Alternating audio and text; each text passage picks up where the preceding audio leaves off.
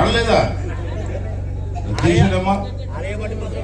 ఇవాళ నేను చెప్తాను, వాస్తవం చెప్తాను. మగవాళ్ళు ఏమనుకోవద్దు, మగవాళ్ళు కూడా బాధపడద్దు. ఉండమ్మా, మగవాళ్ళు కూడా బాధపడుతుంది. మీరు తాగే నిప్పు ఉంటుంది, ఆఫ్ ఉంటుంది, ఫుల్ ఉంటుంది కదా మందులో.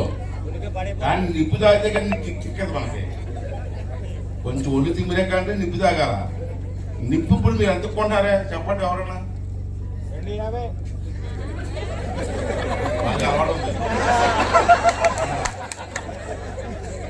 250 కాదు, 240 ఎందుకు రకరకాలు ఉన్నాయనుకో. నాకు కూడా ఎంత అలవాటు ఉంటుందే. 240 రూపాయలు నిప్పు.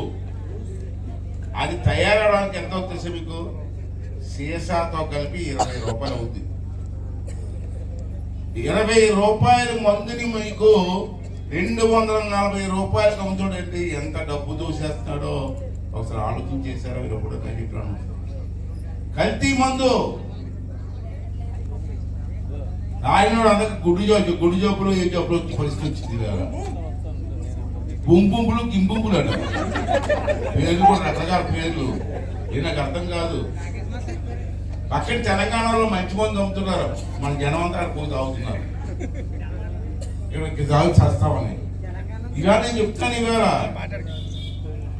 ఈ మందు కూడా ఎంత ఘోరంగా అమ్ముతున్నారంటే ఒక్కొక్క సీసా మీద 220 రూపాయలు లాభం వస్తుంది. అలాగే లక్షలాది మంది రోజు తాగుతుంటే దెయ్యం పిల్ల బొమ్మ ఒకటి.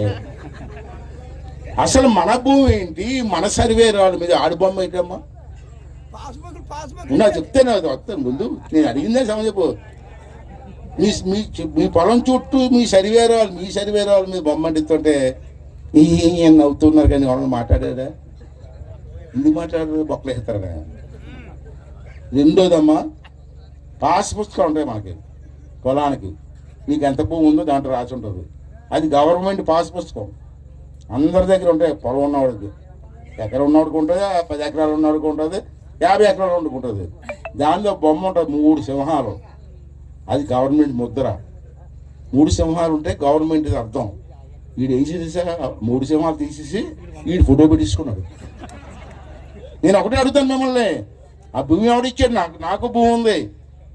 మా తాతయ్య గారు ఇచ్చారు నాకు, లక్షాపత్రి గారు. మా నాన్నగారిని పెంచుకున్నా. మా నాన్నగారి భూమి లేదు, అలుపుడు లేదు, కొంత కానీ అంత లేదు. మా తాతయ్య గారు మా అమ్మ వాట ఇచ్చారు.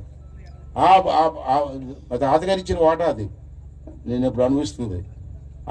నిజంగా నాకు భూమి ఇచ్చింది ఎవరు? తాత. లేదా మీకు ఇచ్చింది ఎవరు? తాత కానీ మీ నాన్నగారు.